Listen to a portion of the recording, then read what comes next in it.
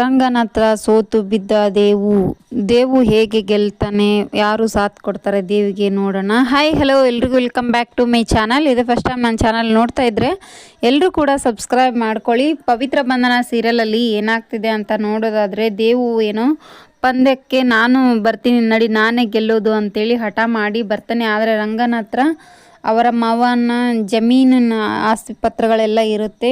ಈ ಜಮೀನಿನ ಪತ್ರಗಳನ್ನು ಏನಾದರೂ ನಿನಗೆ ಬೇಕು ಅಂತಂದರೆ, ದೇವ್ ಏನಾದರೂ ಸೋತ್ರೆ ಅದು ನಾನು ಕೊಡೋದೇ ಇಲ್ಲ. ದೇವು ಏನಾದರೂ ಗೆದ್ದರೆ ಆಸ್ತಿ ಪತ್ರವನ್ನು ನಾನು ನಿನಗೆ ಬಿಟ್ಕೊಡ್ತೀನಿ, ಹಾಗೆ ನಿನ್ನ ಸಾಲ ಕೂಡ ಮನ್ನಾ ಆಗುತ್ತೆ ಅಂತ ಹೇಳಿಬಿಟ್ಟು ರಂಗ ಹೇಳ್ತಾನೆ.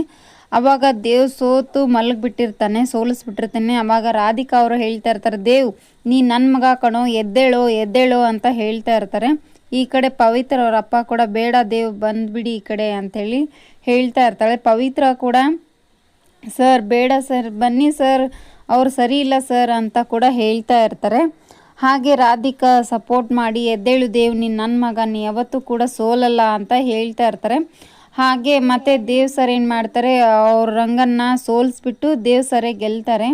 ಗೆದ್ಬಿಟ್ಟು ಅವ್ರ ಮಾವನ್ನ ಆಸ್ತಿ ಪತ್ರಗಳನ್ನೆಲ್ಲವನ್ನು ನೀನು ಕೊಡಬೇಕು ಅಂತೇಳ್ಬಿಟ್ಟು ಅವ್ರ ಕಾಲು ನಮಸ್ಕಾರ ಮಾಡಿಸಿ ಆಸ್ತಿ ಪತ್ರವನ್ನು ಹಿಂದೆ ತಿರುಗಿಸಿ ಕೊಡ್ತಾನೆ.